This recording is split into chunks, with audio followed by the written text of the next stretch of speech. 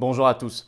Aujourd'hui, je vais vous parler d'un sondage choc qui est sorti dans le journal du dimanche ce 15 août et qui rebat complètement les cartes et qui montre que le gouvernement, les covidistes, ferait bien d'être un tout petit peu plus modeste parce que manifestement, le mouvement de résistance, il va durer, il va s'enraciner, il va prospérer.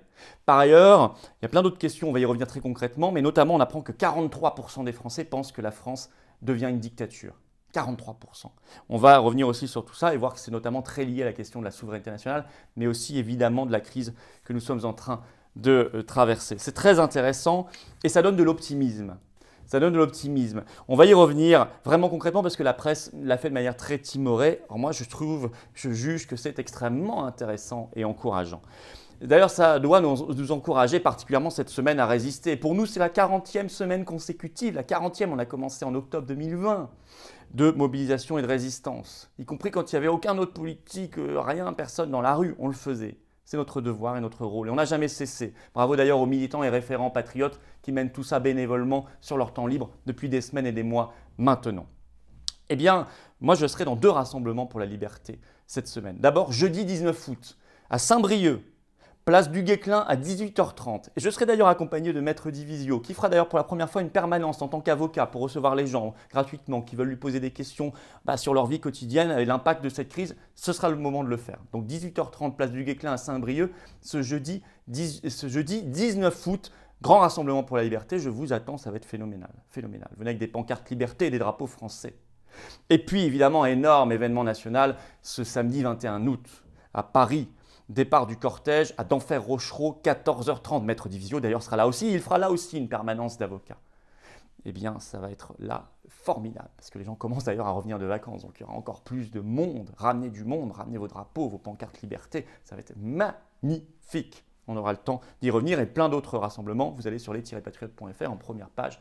Vous le savez, tout ce que nous organisons est là. Moi, je vous demande d'ailleurs de continuer à signer et relayer, partager partout l'appel pour l'événement unique national énorme du samedi 4 septembre. Le lien pour cela se trouve sous la vidéo en description. Vraiment, je compte sur vous pour le faire maintenant. Si vous ne l'avez pas encore fait, il faut que le 4 septembre, ce soit gigantesque, plus grand que jamais. Tous réunis. Et puis venez, voilà, prenez votre carte orange d'adhérent patriote. Moi, j'ai besoin de vous. Et vous, il ne faut pas que vous restiez seul. Pas désespérer, certainement pas. On se bat ensemble et vous allez voir que la vidéo d'aujourd'hui va vous mettre du baume au cœur. Le lien pour adhérer, réadhérer aux Patriotes se trouve sous la vidéo en description. Comme ça, on défend ensemble nos belles valeurs de liberté, d'égalité, d'humanité, de souveraineté du peuple, de dignité, tout simplement, l'avenir de la France. On les défend ensemble et vous retrouvez foi et espoir. Vraiment, je l'espère du fond du cœur. Bravo aussi à ceux qui font un don de soutien au mouvement. Le lien se trouve sous la vidéo en description également, vers les dons de soutien. Pourquoi? Parce que ça nous permet tout simplement de faire ces événements. On n'a pas un centime de l'État ni des banques. Seuls les adhérents et donateurs permettent de les financer. Alors ça coûte très cher. Sinon, on pourra juste arrêter. Donc bravo à ceux qui font un don de soutien. Le lien est également sous la vidéo en description. Tout ça, adhésion, réadhésion, don, c'est défiscalisé aux 2 tiers pour vous. Le lien pour adhérer est également en commentaire épinglé. Et vous le savez, là ou là, en cliquant sur l'écran en fin de vidéo, vous pouvez nous rejoindre. Vous serez tout de suite bien accueillis. Tout de suite, on sera ensemble dans la bataille. Chacun comme il le souhaite. Et bravo du fond du cœur, très sincèrement, à ceux qui font un don de soutien au mouvement pour lui permettre de mener tout ça. Alors, ce sondage choc, publié par le journal du dimanche, réalisé par l'Institut IFOP, publié ce 15 août, donc il est tout récent. 3 enseignements. Il rebat les cartes. 1, on va y revenir. Il montre que le gouvernement Macron a tort de faire le malin et de parader. Je pense notamment à Olivier Véran, Gabriel Attal, etc. 2, tout ça montre que le mouvement de résistance, je peux déjà vous l'assurer, vu ce qu'on voit, va durer, s'enraciner et prospérer. Car ses fondations dans l'opinion publique sont très solides, on va y revenir. 3, la France est une dictature, une tyrannie, c'est une idée qui convainc quasiment un Français sur 2 aujourd'hui, 43%, c'est un vrai sujet, qui est lié à la tyrannie covidiste, évidemment, à la question des libertés, de la liberté d'expression, mais aussi à la question de la souveraineté populaire et nationale. On va y revenir. Alors je dis 1, le gouvernement français, le gouvernement des covidistes, et tous les covidistes, tous leurs obligés, ont tort de faire les malins et de parader. Bah oui. Par exemple, alors qui parade? Par exemple, le porte-parole du gouvernement, M. Attal, encore le 13 août sur BFM TV, déclare ceci, je le cite, l'air triomphant. Après l'allocution d'Emmanuel Macron le 12 juillet, 10 millions de Français supplémentaires sont allés se faire vacciner, se réjouit-il. Il ajoute, une écrasante majorité de Français font le choix de la vaccination. Or, ce n'est pas ce qu'on voit dans le sondage. Quand l'IFOP pose cette question retranscrite par le journal du dimanche, il pose cette question-là, ce n'est pas moi qui l'invente, il pose cette question-là, je cite. Les mesures du gouvernement sont dangereuses, Elle pousse à un vaccin sur lequel on manque de recul. Il y a pile 50% de Français qui disent oui. Or, aujourd'hui, on sait qu'il y a plus que 50% de Français qui sont vaccinés. Donc, ça veut dire, on sait mathématiquement qu'il y en a pas mal, notamment depuis l'allocution de Macron le 12 juillet, qui l'ont fait forcer et contraint, mais qui n'en pensent pas moins. C'est pour ça qu'on a plein de vaccinés d'ailleurs dans les manifestations aussi. Et ça, quand même, ça devrait les amener un petit peu à réfléchir. Et puis, deux, quand on voit cette question-là qui est posée, on dit aux Français, est-ce que vous êtes d'accord avec cette phrase-là? Chacun est responsable de sa propre santé. L'État n'a pas à imposer des contraintes aux individus dans ce domaine. Eh bien, il y a 56% des Français qui sont d'accord. Ce n'est pas tout à fait la vision de Véran et de Attal et de Macron. Bon. Deuxièmement, je dis le mouvement, oui, de résistance. Vous allez voir, Libération nationale, très beau mouvement populaire d'unité. Il va durer, s'enraciner et prospérer, se développer, car ses fondations dans l'opinion publique française sont solides. Je me réfère notamment à cette idée que, ça y est, de plus en plus de Français sont d'accord avec l'idée que c'est un apartheid, ce pass sanitaire. C'est-à-dire deux systèmes de droits différents pour deux catégories de citoyens dans le même pays. C'est ça la définition de l'apartheid. En effet, quand l'IFOP dit aux Français « ce dispositif va créer deux catégories de citoyens, est-ce que vous êtes d'accord ?» Il y a 68% de Français, une nette majorité, qui sont d'accord. Ce qu'on ne voyait pas avant. Par ailleurs, ils ne semblent pas convaincus que c'est la seule solution, contrairement à tout ce que leur dit le matraquage de propagande gouvernementale, médiatique, covidiste. En effet, quand on dit aux Français « il y a d'autres moyens de lutter contre l'épidémie », 57% disent oui. Or, on ne cesse de leur dire exactement l'inverse. Ça va être sans arrêt depuis des mois et des mois. Et bien, il y a quand même 57% de Français qui disent qu'ils ne sont pas d'accord avec ça. Ils disent qu'il y a d'autres moyens. Et puis, quand on leur dit il y a d'autres moyens de lutter contre l'épidémie que la vaccination, il y a 44% de Français qui sont d'accord.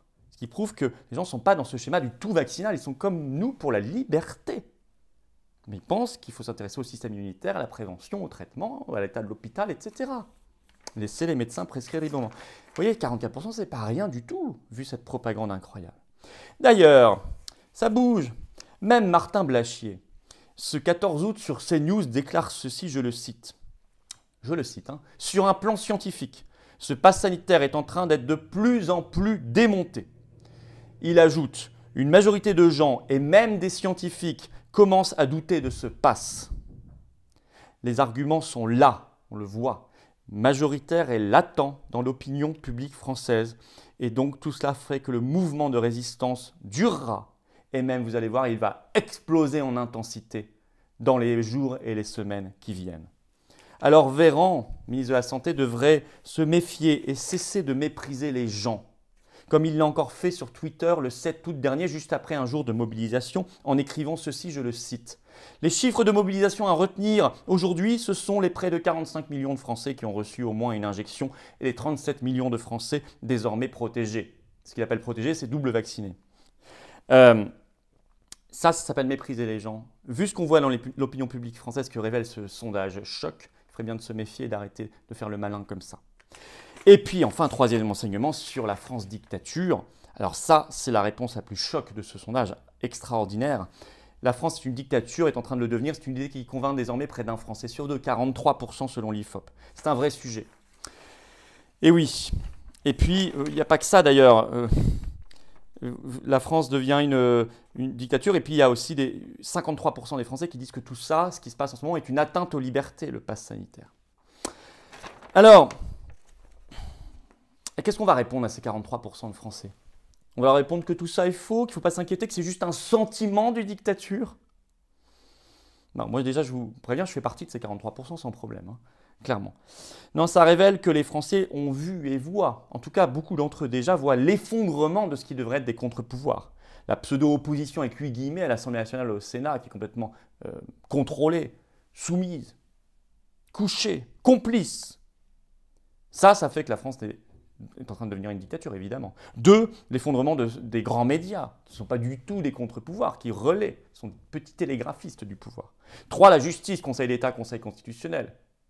Contrairement à ce qu'on voit dans d'autres pays où les hautes cours protègent les libertés, pas du tout le cas. En France, où ils sont complètement, là aussi, complices et soumis. Ça fait le cocktail de définition d'une dictature. Plus la brutalité qu'on voit, les scènes qui s'imposent, ces descentes de police en terrasse pour contrôler les QR codes, etc., etc. Et puis les Français, je crois, ont le sentiment plus diffus, peut-être même intuitif chez beaucoup, que les décisions qui sont prises ailleurs, sous l'influence de lobby. Alors ils regardent avec de plus en plus de méfiance ces médecins de plateau de télé qui ne parlent jamais de leurs liens d'intérêt. On sent les lobbies, l'industrie pharmaceutique. On se demande pourquoi cette histoire de troisième dose. On se souvient de ce qu'a dit le président mexicain en conférence de presse le 31 juillet dernier, qui a parlé de la pression, je cite, des laboratoires pharmaceutiques pour cette troisième dose, parlant ensuite de quatrième et de cinquième, et pour la vaccination des enfants. Ce qui n'est même pas d'ailleurs les recommandations même de l'OMS. Et puis cette question de France dictature, ça renvoie à la souveraineté populaire et nationale. Évidemment, les gens, là même au-delà du Covid, mais c'est encore plus visible depuis le Covid, se disent, mais attendez, on élit des gens, mais de toute façon c'est toujours la même politique, parce qu'elle s'impose. Parce que nous appartenons à des instances supranationales, au-dessus de la nation. Et ça, c'est le ferment du Frexit, notamment. Quitter l'Union européenne et l'euro, mais aussi quitter la CEDH, Schengen, l'OTAN. Toutes ces structures oligarchiques supranationales. Voilà ce que ça dit, tout ce sondage. Voilà en tout cas le terreau de ce que ça doit dire et de ce qui va se développer. Et notre rôle politique au sens noble du terme, c'est de donner une issue politique à ce terreau qui est là. Alors, moi je suis persuadé que les Français sont mûrs pour faire croître la résistance. Par tout moyen, les grèves, les blocages, les boycotts, la valorisation des lieux de liberté, ces manifestations gigantesques. Je pense que l'événement unique du samedi 4 septembre va être gigantesque. Tous convergent à Paris. Le lien pour appeler à cet événement se trouve sous la vidéo en description. Signez-le, partagez-le. Il faut en appeler à toutes les forces de liberté, toutes les forces politiques, associatives, tous les collectifs, tous ensemble à Paris ce jour-là. On va organiser des covoiturages massifs. On peut dire qu'il n'est pas exagéré de parler de tyrannie, de dictature. Les Français le disent, ils ne sont pas idiots. On peut dire que la question de la souveraineté est là, latente, dans le débat politique français, et heureusement parce qu'elle est centrale. Alors je vous attends. Abonnez-vous à cette chaîne YouTube, allons très vite vers les 250 000 abonnés. Faites-le maintenant si vous n'êtes pas encore abonné, s'il vous plaît. Appuyez sur la petite cloche pour recevoir les notifications des nouvelles vidéos. Puis je vous attends. Je vous attends jeudi 19 août, 18h30, place du Guesclin à Saint-Brieuc avec Maître Divisio qui sera là, qui fera une permanence. Et puis samedi 21 août, 14h30 à Paris, départ de la place d'Enfer Rochereau. Maître Divisio sera là aussi, il fera là aussi une permanence et on marchera ensemble. Et ça, on y reviendra dans les heures et les jours qui viennent. Et puis je vous attends aux patriotes. Je vous attends aux patriotes. J'ai besoin de vous, je vous le dis du fond du cœur, je vous le dis clairement, parce que je vous assure qu'on ne pourrait pas faire tout ça si vous n'étiez pas là. C'est évident, on n'a pas un centime de l'État, on n'a rien. Donc le lien pour adhérer, réadhérer aux patriotes, avoir cette carte orange de résistance se trouve sous la vidéo en description, ou le lien pour faire un don de soutien au mouvement et à toutes ces manifestations qui coûtent cher. Le lien se trouve également sous la vidéo en description. Tout ça, c'est défiscalisé aux 2/3 pour vous. Le lien pour faire une adhésion ou une réadhésion est également en commentaire épinglé. Et ici, là, vous voyez, en cliquant directement sur l'écran, vous nous rejoignez et vous êtes tout de suite bienvenus, tout de suite accueillis. Partout où vous habitez, même à l'étranger. Et on se bat ensemble. Et bravo à ceux qui font un don de soutien au mouvement. On va y arriver. Vive la liberté, vive la France.